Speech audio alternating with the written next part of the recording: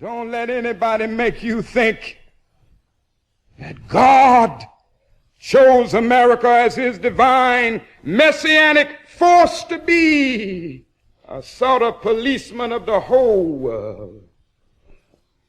God has a way of standing before the nations with judgment, and it seems that I can hear God saying to America, you are too arrogant. And if you don't change your ways, I will rise up and break the backbone of your power.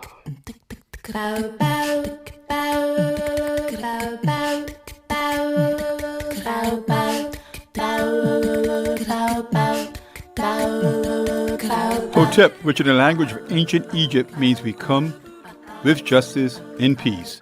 Welcome to Freedom Now, a Saturday Pan-Africanist and Internationalist World Affairs program. Freedom Now is committed to the principle of the rights of all peoples and nations to self-determination. We thank you deeply for your contribution to KPFK, which permits programs like Freedom Now to stay on the air. In this era of corporate acquisition and co-optation of all dissident media, we provide the microphone, challenging their corporate and racist point of view. So stay tuned for Agenda here at Freedom Now.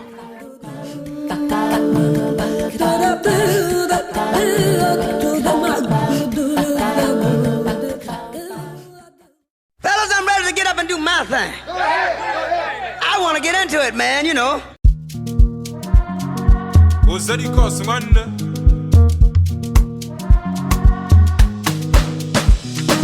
Peace, hoteps, and wisdom to all of our faithful and devoted listeners out there in the radio verse. This is Brother Brandon Sankara, and I want to start things off with a thank you to all of you listeners out there who continue to support Freedom Now. You keep us on our mission and allow us to bring you our agenda for today, Saturday, July 22nd, 2023. Today we're going to be talking about colonization, Pan-Africanism, and the history of repatriation of displaced Africans back to our mother continent. So to get this train of knowledge rolling, we're going to be bringing you a message from Julius Malema, president of the Economic Freedom Fighters political party in South Africa.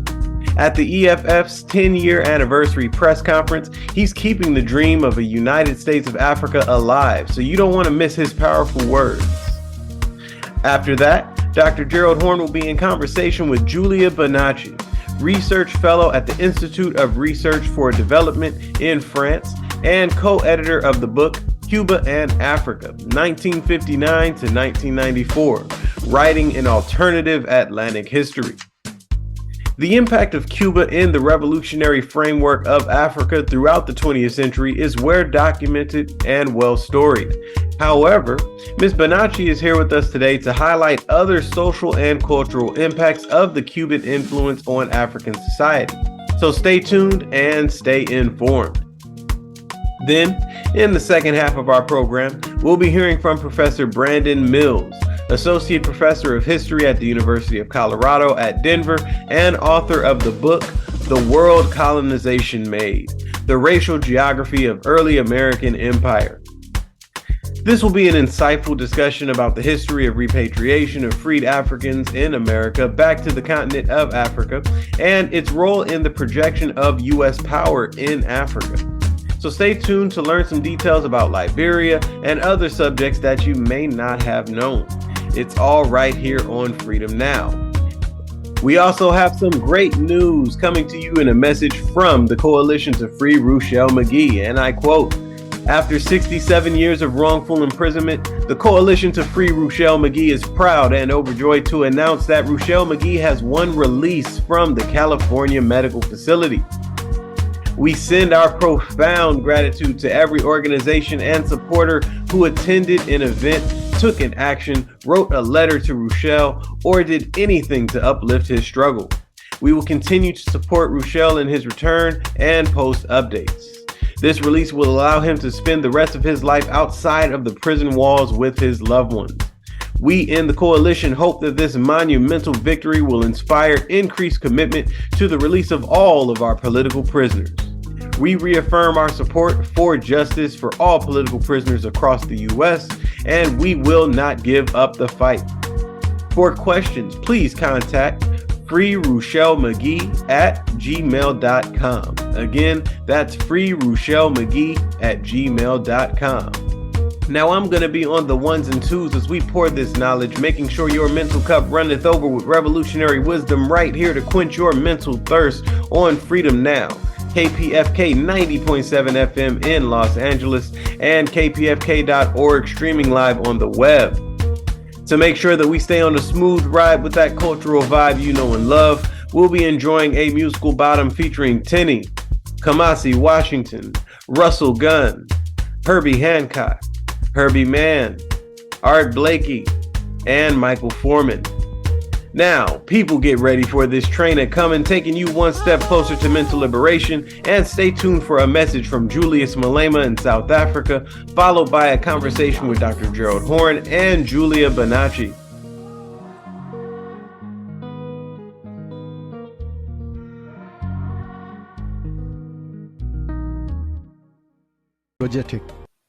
Your problem is that you are saying you don't want colonialism, but you embrace the borders that were brought by colonialism. There were no borders here. There have never been borders here. And that, is it Berlin Conference? It's not long time ago. It's traceable. The borders started then. The people will never leave their countries to your country if their economy and their government is working. If these people wanted to come here, this fence was not going to stop them. No one wants to come here. They are coming to look for opportunities, and that's what we must encourage with all of you, especially the unemployed youth of South Africa. Let Africa be your playing ground. We were conditioned to think that we are superior and we are a country that is defined out of the continent. There are many countries in the continent that are doing so well. And they can use your skill, and they use dollars, by the way, some, to pay. Okay. So our position didn't change. All right. I have no time for borders. Why? I have no time for colonialism. How would you say to me, go and change French on the passport, and then come at the same time and say, we're board. Yeah. Leave the borders alone, but remove French. Removing of French on the passport is part of decolonizing South Africa. Yeah. So you can't speak in folk tongues. It has to be very clear. No one is going to come to our country. They don't have borders in Europe.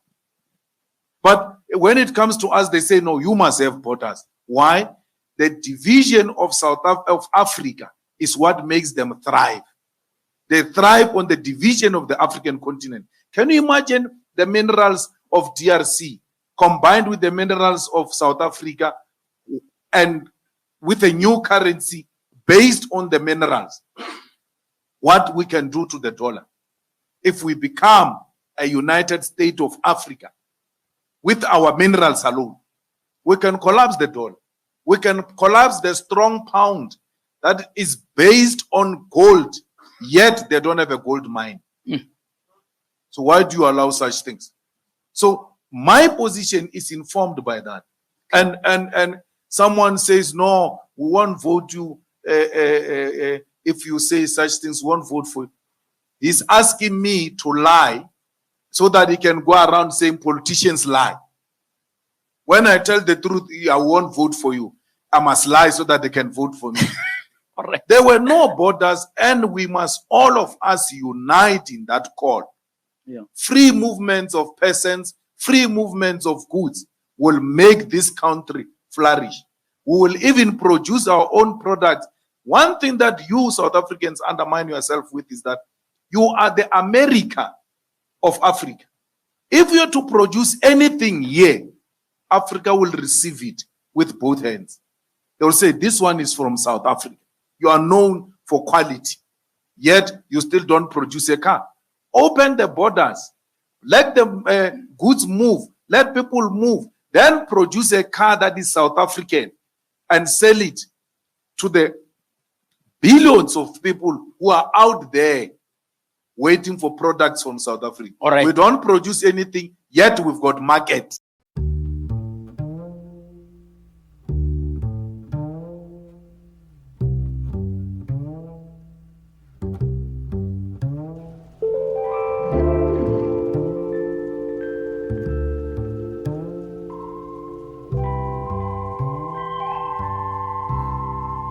From KPFK Los Angeles Pacifica Radio, this is Gerald Horne for Freedom Now.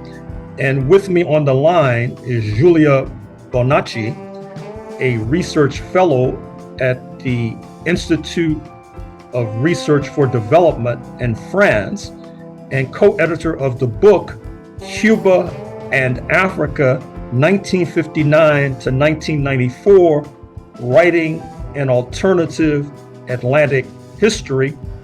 Welcome to KPFK Los Angeles, Professor Bonacci. Greetings, Gerald Horne. Greetings to all the listeners. Thank you for this kind invitation. So, what motivated you and your co-editors to produce this book, and what's in this book?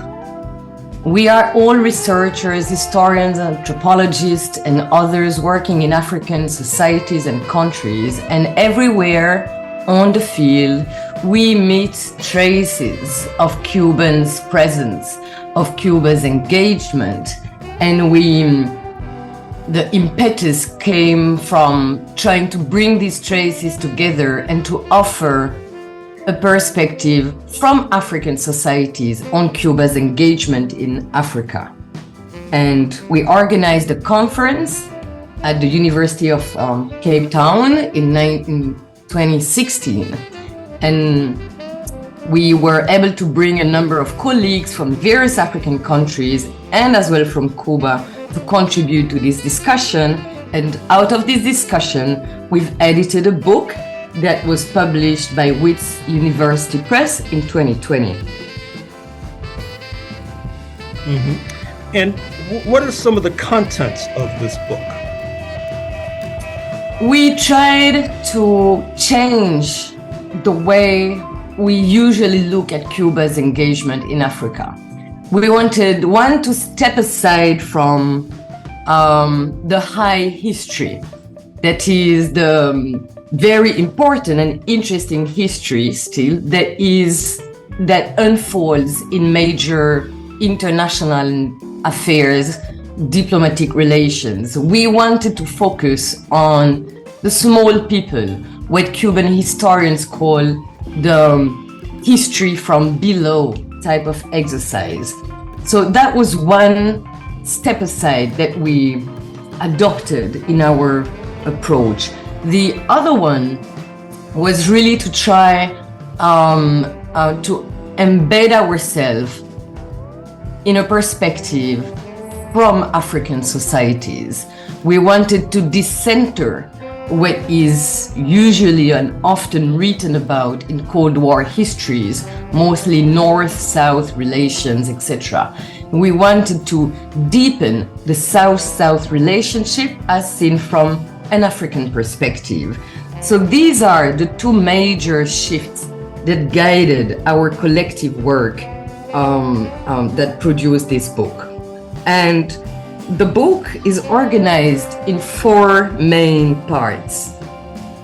One part deals with politics, of course, not directly military interventions, but rather the agency of African politicians, freedom fighters, and societies in engaging with the Cuban government and the Cuban armies in their common struggle. So we have there 4 chapters on Algeria, on Congo, Brazzaville, on Equatorial Guinea, and on Angola. And we clearly highlight the African actors of these relationships. The second part of the book brings groundbreaking empirical evidence to our discussion. And we have there 2 fascinating stories. One is about this Cuban colleague who provided a direct testimony of his experience as an ethnologist who was sent to war-torn Angola with a team of scientists to conduct research. And the other chapter brings to light the trajectory of these 17 Congolese young guerrilla fighters who left Congo with Che Guevara after the Guevara experience in Eastern Congo, which is well known. There's, of course, Guevara's book about it and a number of scholarly papers about it, but little is known about these families that have been created with time between Congo and Cuba. The third part of the book dives into sound and music, which is, of course, a well-known bridge linking Cuba and Africa. And we have one chapter that explores the impact of Cuba's music in Mali, and the other one dwells on Congo Kinshasa.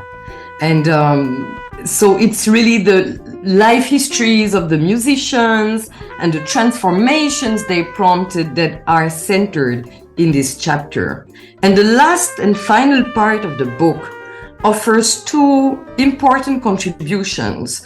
One on the role played by important Cuban figures who carried out diplomatic work in Nigeria and influenced the later process of re-Africanization of Cuban religious practices. And the last chapter is about this tension between Cubans, the opponents to the Cubans in America were opponents to the Cuban government and who fought both in the West and in Africa against Cuban armies who were struggling among other places in Angola.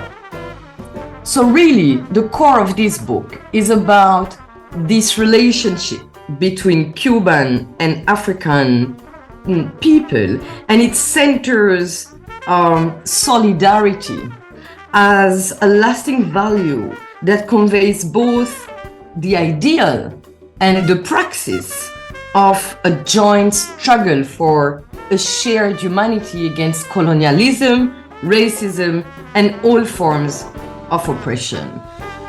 Of course, all this can only be a collective work. And so it's what I really appreciate is that we were able to have Cuba's specialists as well as specialists from Equatorial Guinea, Angola, Algeria, and Ethiopia as well in our previous discussions, work together and take the pieces together, bring them and actually craft this other alternative Atlantic history that really firmly anchors Africa and African society. So a moment or two ago, you mentioned Ethiopia, and we know that one of your specialties happens to concern Rastafarianism, which our audience, I'm sure, recognizes arises predominantly in Jamaica. Your book is called Exodus. Talk to us about that book and what arguments and themes are embedded in that book. Thank you, Brother Gerald, for bringing Ethiopia firmly in the discussion. This book is that was published in English in Jamaica in 2015 by the University of the West Indies Press, is really the first social history of return to Ethiopia. And it takes on the Rastafari presence in Ethiopia, but puts it in the longer history of African American and African Caribbean people who engaged their life and works in Ethiopia since the 19th century. So I firmly tied together the Rastafari who started arriving in Ethiopia in the late 1950s with their Black predecessors. And in that book, I explain how it's actually this return to Ethiopia that contributed to structure the Rastafari movement that we know both in Jamaica, but that went widely international in the late 1970s. The main mansions or organizations of Rastafari are organized themselves around this idea and this practice of the return to Ethiopia, where they had been invited by Haile Selassie to settle on land in Shashamane, in the southern town, 250 kilometers south of Addis Ababa. And this book studies the various waves of Rastafari who settled in Shashamane.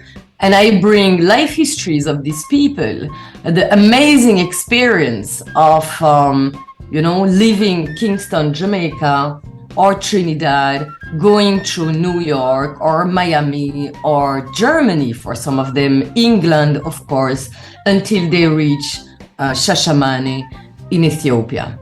And I think one of the strengths of this book is actually to bring in this diasporic history firmly into Ethiopian history and Ethiopian society. And I study precisely the land history of Shashamane. I don't deny the difficulties that were met by these returnees in their social and political insertion in the country, in particular after the Ethiopian Revolution of 1974. And this book is the first that probably gives that amount of details on these Rastafari settlers in the country. And one anecdote that will bring us back to Cuba. In the life histories I recorded of these Rastafari returnees in Shashamane, there was an interesting thread coming through about the 1980s. One of the last Cuban projection, massive projections of tens of thousands of soldiers in an African country was actually in Ethiopia in the late 1970s, 76, 77, 78, where Cuban troops fought against the Somali people and leaders in eastern Ethiopia. So ideologically speaking, Cuban soldiers and Rastafari were in very different in position, some supporters of the Ethiopian crowns, other freedom fighters for the Cuban, internationalist revolution. But they met in Ethiopia, this handful of Rastafari returnees and some Cuban soldiers, and eventually what interviews demonstrate is that beyond the ideological differences, these people were Caribbean people. And so they were able to meet and play domino and have a drink of rum in Shashamane, Ethiopia, in a time where Ethiopia was at war and in very restrictive living conditions. So there's a whole history of the Cuban presence in Ethiopia that still needs actually to be digged out and unveiled and, put into the limelight. Professor, if I heard you correctly, in your opening remarks, you mentioned returnees as early as the 19th century. And I'm wondering, was that in the 1890s as a response to the Italian invasion of what was then called Abyssinia? And as you answer that, also, if you could bring us up to date on whether or not there were returnees in the 1930s as a result of yet another Italian invasion of Ethiopia. Absolutely. I mean, the first traces I have of Caribbean people reaching Ethiopia is after the victory of Adwa. In 1896, Ethiopia wins over an Italian colonial army, and that makes, the victory of Adwa is really the event that preserved the sovereignty of Ethiopia at a time when Africa was colonized and colonial appetites were just taking over totally the continent. And one of these very first Black people from the Caribbean was Benito Sylvain from Haiti. He was a Marine officer. He was an intellectually later defended a PhD in law in France.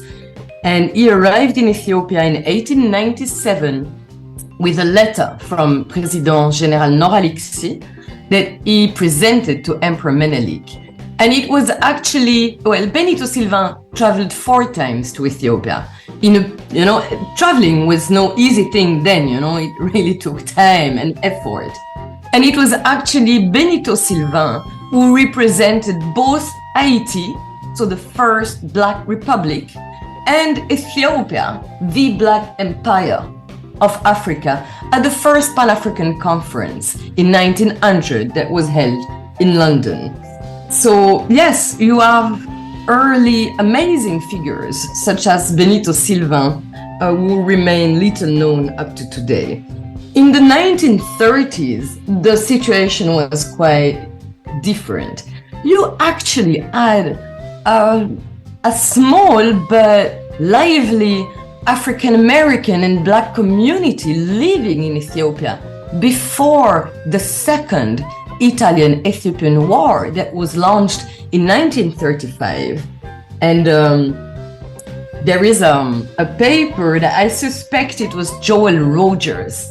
I'm sure you and your listeners know about the famous Jamaican-American author Joel Rogers, who visited twice Ethiopia in 1930 and in 1936, and who reported about this lively African-American community, but he wrote with a pseudonym, so I'm not totally sure it's him, but I suspect it's him. And in the 1930s, there were a number of Caribbean and African-American people living in Ethiopia. One of them was well known. It was the Rabbi Arnold Josiah Ford, who authored what became the anthem of the Negro race, the national anthem of Marcus Garvey's UNIA, Ethiopia, the land of our fathers. Well, he traveled, he was from Barbados. He settled in Ethiopia in the early 1930s, and he brought with him a number of musical instruments. He had 2 children with his wife, Minion Ines Ford, and eventually Rabbi Arnold Josiah Ford passed away just before the war, too early. But this war, this Italian-Ethiopian war, as I know you are very well aware, was one of the first, I would say the first Pan-African massive mobilization of the 20th century. Black people the world over, name it, in all the Americas, Caribbean, South America, West Africa, South Africa, stood up to defend the cause of Ethiopia. Following the war, and it ended in 1941, another generation of Pan-Africanists entered Ethiopia and worked for the reconstruction of the country. And among them, some figures that are well known in Black America. Thinking about David Talbot, who was from Guyana, but he was a very active intellectual and writer, editor, journalist, radio man in the USA before arriving in Ethiopia in 1943.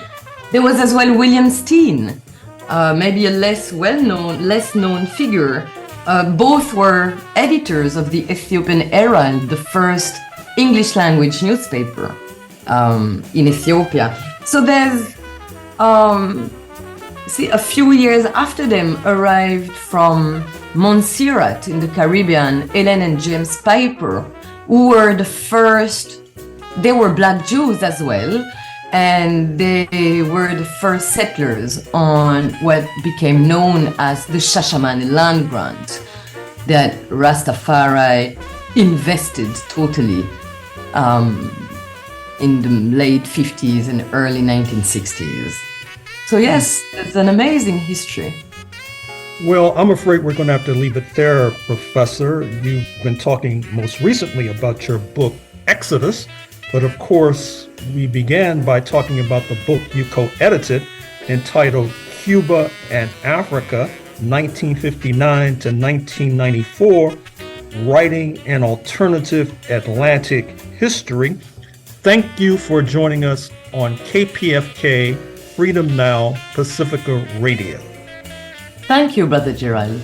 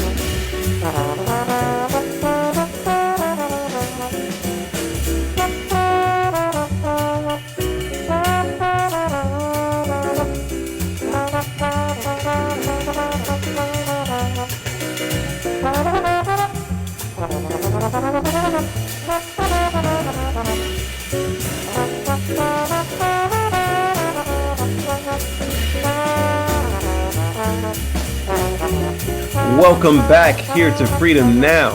It is now time for more historical contextual breakdowns with Dr. Gerald Horne, who's now being joined on the line by Professor Brandon Mills. Take it away, Dr. Horne. From KPFK Los Angeles, this is Gerald Horne for Freedom Now, and with me on the line is Brandon Mills, Associate Professor of History at the University of Colorado at Denver, and author of the book, The World Colonization Made, The Racial Geography of Early American Empire. Thank you for joining us on Freedom Now, KPFK Los Angeles, Brandon Mills. Thank you so much for having me. I'm excited to be here. And we're excited to have you. So why don't you write this book, The World Colonization Made?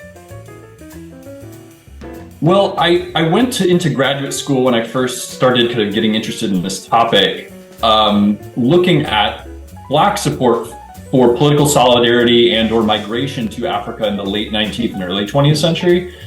And that was an era in which Pan-Africanism was emerging as an idea, and Black nationalism, and most people know Marcus Garvey in the early 20th century, and I was interested in that era. But as I learned more about the history of the movement in my studies, I looked back further to when this very often was an idea advanced and supported by the major white politicians of the United States, the idea of African Americans returning in some way to the continent of Africa and establishing a colony and eventually a nation there. And so I was interested in what was behind that kind of push among white politicians, why it was so fraught within the Black community, the degree to which they would support or get behind that idea, and that shifting later by the 19th and 20th century. And particularly, though, I was interested in looking at it from an imperial lens, which very often it had not been looked at up to this point. And so I was thinking about how this plays into the U.S. and its projections of power on the world, but also how it builds that on a kind of idea of race that's emerging before the Civil War within the U.S. Mm-hmm. So what role does Liberia play in your pages? Of course, Liberia being the West African nation, which is a product of the process that you just outlined. Yeah. Liberia is essentially a country that emerges from a colony that Americans founded through a private organization called the American Colonization Society that has a relationship to the kind of U.S. government, but it's not formally a function of the government. It's not an American colony, as it were, as part of the United States. And this is created through a kind of complicated negotiation in political terms in the 18 teens, and the early 1820s to create this colony. And the purpose of the colony was to create a nation that would allow for the migration of formerly enslaved people from the United States of African descent to quote unquote return in the ideology of the colonization movement, as it came to be called, to Africa, even though many of these people had been living in the United States for generations and had no immediate memory of Africa. The idea is that there would be a colony that was created for them to return to and build a nation within Africa, and that eventually leads to colony being named Liberia, and it's declaring its independence in 1847 as the Republic of Liberia, and leading to the modern nation of Liberia that we have today. And so the idea was both that it would house people from the United States who were, in some cases, manumitted by their owners as enslaved people, and on the condition of them being freed, they would have to return or they would have to go to Liberia and colonize that nation. But also people who were already freed, who had been freed within northern states where slavery was being outlawed in the early 19th century, and those people would also be going. So it was immediately kind of formerly enslaved peoples, as well as people who were already had established their freedom, and that was the imagined audience for it. Although it becomes very fraught, the inclusion of both of those groups within this process, particularly as free African Americans in the North kind of dramatically protest the creation of this society, of the American Colonization Society. Now, apparently, some of the indigenous Africans who were already in this state that came to be known as Liberia were not necessarily pleased with the arrival of these erstwhile U.S. Negroes. And in fact, there were serious allegations concerning attempts by the erstwhile U.S. Negroes to enslave indigenous Africans who were already there. Do you have anything to add concerning that point? No, I mean, I can talk at length about that kind of process, and there's a lot of complications in terms of looking at the political relationships between the many indigenous nations that kind of occupied the space that ultimately becomes the modern state of Liberia. If we think about the ideology of the movement itself, it was racially based in the sense that there was an assumption that people of African descent going to Africa would be able to integrate with and create a state in conjunction with indigenous Africans, kind of based on this kind of assumption that some sort of shared racial heritage would bind those groups together. This, of course, as you mentioned, is extremely problematic when those groups in West Africa have very different ideas about race and long-standing encounters with European colonialism within the region. And we're very wary of a new group of Americans presuming to settle this land, often and settling it with the backing of military force, and in many cases with the backing of the United States Navy. And so the many groups that existed in the region often violently resisted the incursions of the colony, which for a very long period of time really were a small stretch of the coast of Liberia, even though they claimed vast swaths of the interior. And through various political negotiations, some of these groups were brought into the state in kind of in a very kind of complicated process. But it was more or less a process that was akin to colonizing within North America, the U.S. state of displacing indigenous peoples within the state, although it was played out differently because of the dynamics of race and the way that there was an imagination that those groups would be integrated formally within the state. And ultimately, they do become integrated in Liberia, but through a long and kind of very violent process over multiple centuries. So who was Tecumseh, and why was there fear of an African Tecumseh? Tecumseh was a Shawnee leader in the early 20th century, early 19th century North America that essentially had the idea of resisting U.S. colonization of the continent of North America by banding together multiple indigenous groups. As I mentioned, he's Shawnee, but he wanted to create what he called conceived of as a pan-Indian coalition, a coalition of many indigenous nations that would not be kind of unaligned in their political coalition, but was reviving a long-standing idea that many before Tecumseh had envisioned of resisting various forms of settler expansion onto lands. And he led in the context of U.S. colonization, and particularly in the political context of the United States war with Britain in the War of 1812. He sided with the British as a way of advancing this goal of essentially stopping U.S. settlement and drawing a kind of hard boundary in the eastern portions and stopping from incursions in the Midwest, where he and many of the other leaders were rooted, but he was also trying to connect with leaders in the southern states as well, or what would become the southern states of the United States. And so he led a kind of military campaign against the United States, and there was a fear among Americans about the kind of political the political kind of trajectory that he represented within indigenous communities of kind of pushing back against U.S. expansion. But we see in the rhetoric against the colonization movement, or emerging out of the colonization movement, a fear of a quote-unquote African Tecumseh, and this was a term that some in the colonization movement used as the justification for the creation of the movement. And in fact, there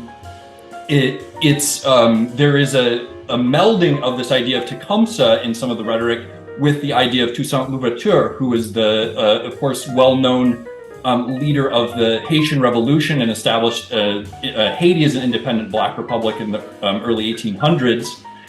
And there was a fear that a similar uprising of enslaved peoples within the United States might band together with native peoples, and that an African Tecumseh, a person of African descent, an enslaved person, might connect the struggles of many African Americans who were enslaved in resisting both slavery within the United States, but also potentially in aligning themselves with indigenous nations. And you see fears about that emerging within the early 19th century, which is notable to the story of colonization, because the earliest colonies that were being proposed were actually not in West Africa. There was a Sierra Leone colony created by the British Empire that preceded Liberia and was kind of the model for it. But in the U.S., in the immediate decades after the American Revolution, many looked to the West to create a colony that would house African Americans. And the idea was that actually they would aid the colonization of the continent in some way and have a loose affiliation with the settlement on North America. But this becomes problematic when people start raising the prospect that indigenous peoples might align themselves against white supremacy with enslaved Africans, and that indigenous nations were already to some extent harboring some fugitive slaves who had fled from slavery within states within the South, and that this would essentially provide another barrier to the United States colonization of the continent. And so colonizationism as an idea becomes pushed onto Africa much more dramatically in the 18 teens and 1820s, partially because of the fear of what you mentioned of this idea of some kind of coalition between native peoples and people of African descent within the South. So I infer from your remarks, Professor Mills, that there was a fear, if not a possibility, that an alternative route to settler colonialism spearheaded by Europeans was open. That is to say, an alliance, a coalition between indigenous nations and Black people. Yeah. Is that a fair inference? And to what extent was that possibility realistic? It was, I would say it was a fantasy to some extent in the minds of whites, rooted in the fears that were emerging around the consolidation of a U.S. settler state built on slavery, right? That they were looking at enslaved people as uprisings in places like Haiti, but as well as within U.S. states, things like Gabriel's Rebellion in Virginia, and extrapolating from that, that there was the possibility of widespread slave revolution. There was also the resistance of many indigenous nations, but the possibility of a large coalition. There were some linkages, indigenous peoples, particularly in what was known as the Southeast, but parts of Alabama and Mississippi and Florida, Native peoples in some cases aligned with formerly enslaved African Americans who had fled. But the idea of this as a widespread fear, I think, is really more emanating from the minds of whites who are concerned about the viability of settler colonialism within the continent. Now, what about Indian removal? Do you see a parallel between what you mentioned a few moments ago, the so-called colonization movement, sending U.S. Negroes across the Atlantic to what becomes Liberia, and Indian removal, that is to say, the indigenous nations of what is now the U.S. Southeast, Cherokee, Choctaw, Creek, et al., to remove themselves, or to be ousted, I should say, to what is now Oklahoma, then dubbed Indian Territory. Do you see a parallel between these two movements? Yeah, absolutely. And there's not just a parallel, but there's a lot of kind of cross-pollination of the ideas that motivate those movements. There are a number of writers at the time, white writers who were styled themselves as Indian reformers. Baptist minister by the name of Isaac McCoy is really prominent in my book, who advanced an idea of Indian colonization, and that was the terms that they used. And they were very much, these writers were coming at the moment in the 18 teens and 20s when these ideas of creating a colony in Africa were emerging. And the idea was that the U.S. would take an active role in creating and promoting a quote unquote Indian colony in the West that would have some of the ambitions of creating a kind of state along the lines of what we see in Liberia. They used many of the same ideas, and many of the supporters kind of cross-linked, that they were both supported African colonization and quote unquote Indian colonization. But figures like the Baptist reformer I mentioned, Isaac McCoy, were kind of on the reform end of the spectrum, and that they were imagined this colony as creating a political state that would be voluntary, that would be somewhat protected, and that would be relatively sovereign, although it's really unclear how that would play out, right? And it was bounded within these kind of very narrow confines of both territory and political ideology. It's very unlikely that if something had emerged along the lines of what they were imagining, and in ways there was a parallel to the idea of breaking down different nations into a single Indian nation that was kind of responding in a way to Tecumseh's pan-Indian ideas, but was putting it within a framework led by whites. So that idea is circulating, but then you have a kind of more harder-edged removal policy with the election of Andrew Jackson in the late 1820s, and Jackson is kind of himself a military figure versed in wars with indigenous peoples, and really sees this as a kind of process that is not about so much about reforming those groups, but actually kind of removing them very instrumentally for white settlement within the United States. And that ultimately, of course, very famously succeeds in terms of freeing up that land, but at the cost of absolute violence and devastation on those nations that were forced into the lands that you mentioned that would become Oklahoma. And what I kind of note in the book is that there is a lot of political support among white settlers within the United States for the notion of Indian removal, even though it becomes a fraught political topic under Jackson's administration. There isn't as concerted of an effort for colonization, and that somewhat degree extends from the politics of slavery, which are undergirding all the discussions of colonization. There's an expansion of slavery coming at this same time that would be undercut by the idea of removing a large proportion of African Americans in the United States through emancipation, right? And so, but they also are both occupying a kind of a space within the United States imaginary of it itself as a wider empire, the imagination of being able to move and manipulate populations to free up for settlement or to remove them for political, racial reasons in the case of Liberia. And it's notable that we see the Indian removal is ultimately very successful in terms of what it attempted to do, which was remove those populations from the territory that whites wanted to settle. And the colonization movement has a much more kind of complicated history after that. It does not get, for instance, fully endorsed by the U.S. state until sort of during the era of Abraham Lincoln and the Civil War, and even that is pretty complicated and tenuous versus a lot of kind of military and political and economic support for the removal program. And so there's definitely a parallel, but they look very different in terms of the way they play out in the wider context of U.S. imperialism. What role does Central America play in your pages? So I look centrally at Liberia because that is the colony that was given the most kind of political support and interest over the course of the era before the Civil War in the United States. Though there were colonies imagined, like I mentioned, in North America and other parts of Africa beyond Liberia and in other parts of Central America and the Caribbean.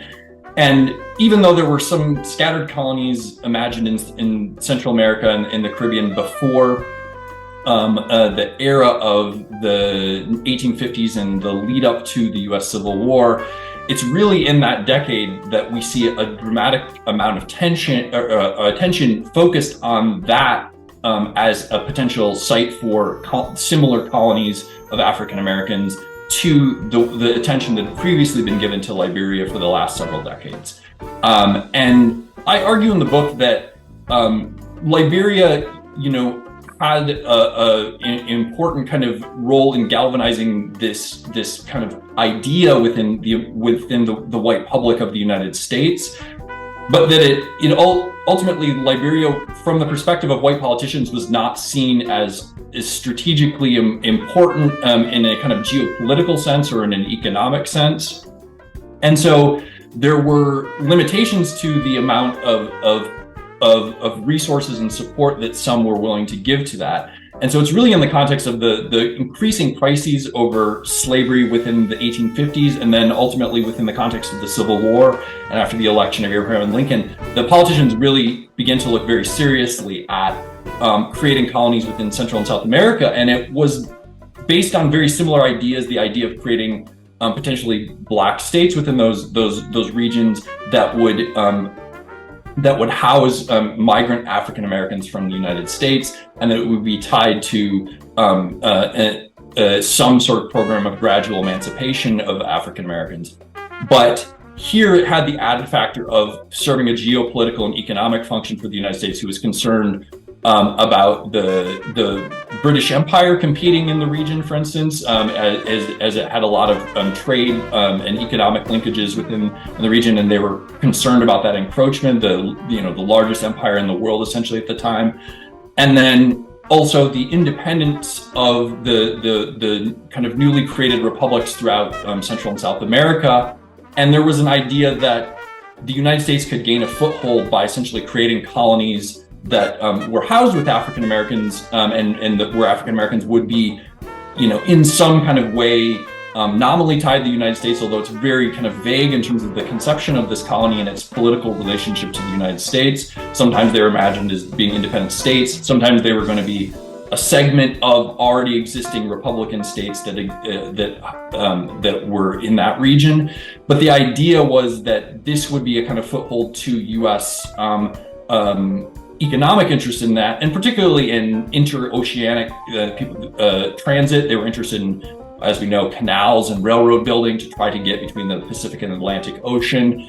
And this is why they're particularly interested in Panama, which is where the site that got the most interest by the Lincoln administration in the Chiriquí province of Panama was proposed. And there was a lot, it went pretty far in terms of actually establishing contracts and lands, but it ultimately failed for a variety of reasons that are too lengthy to go into here.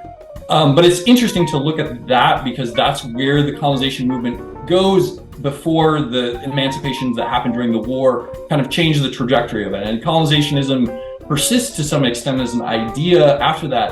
But in many ways, if we see in that last iteration where there was a huge push within the Republican Party to create, to remold these colonies from the model that was kind of imagined in Liberia to some version of U.S. proxy states in a kind of strategically more important region, that kind of looks forward to maybe what we see in U.S. imperialist imaginary going into the 20th century, where the U.S. wasn't necessarily always looking to colonize lands, but was looking to create proxy states that would be aligned with its interests, but separate territorially, politically, based less on an idea of settling and displacing those indigenous habitats, but actually kind of creating political communities that would be aligned with the U.S. and its broader strategic goals. And so we see some of that ideology seeping into the colonization movement at its late stages, leading up to and during the Civil War.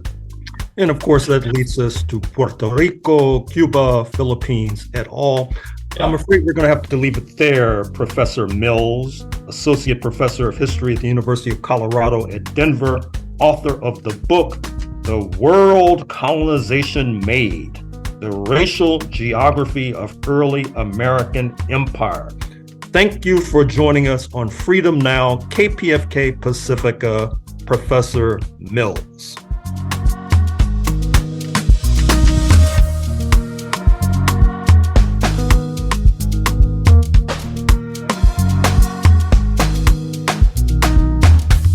In closing, we'd like to thank our guests, starting with Giulia Bonacci of the Institute of Research for Development in France. Get online or to your favorite bookstore and find her book, Cuba and Africa, 1959 to 1994, Writing in Alternative Atlantic History. Thank you to Professor Brandon Mills, representing the University of Colorado at Denver, for joining us on the show this morning. And while you're in that bookstore, why not grab his book, The World Colonization Made, The Racial Geography of Early American Empire. Shout out to Dr. Gerald Horne for doing what he does best and guiding this train of mental liberation towards Pan-African enlightenment for yet another Saturday. Hit up your favorite bookstore right now and find one of Dr. Horne's many informative texts to enrich your library and your mind.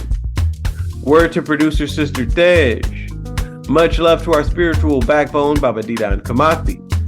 Shout out to Julius Malema and the economic freedom fighters in South Africa for keeping the dream of a unified Africa alive. Of course, abundant thanks to our marvelous engineer. And last but certainly not least, thanks to all of you loyal listeners out there who continue to support us at Freedom Now. It takes a village to build a revolution, and Freedom Now is a village to be reckoned with. This has been Brother Brandon Sankara, and you can join us on Facebook at Freedom Now Gerald Horne. You can email the program at freedomnow@kpfk.org or go online to our audio archives at kpfk.org. Scroll down to find Freedom Now, and you'll be able to hear this program as well as 60 days worth of prior programming here at KPFK 90.7 FM. We now send you off to our sister Assumpta with Spotlight Africa coming up next, addressing issues facing Mama Africa. And until next Saturday, here at Freedom Now, we stand running our marathon, ready for revolution.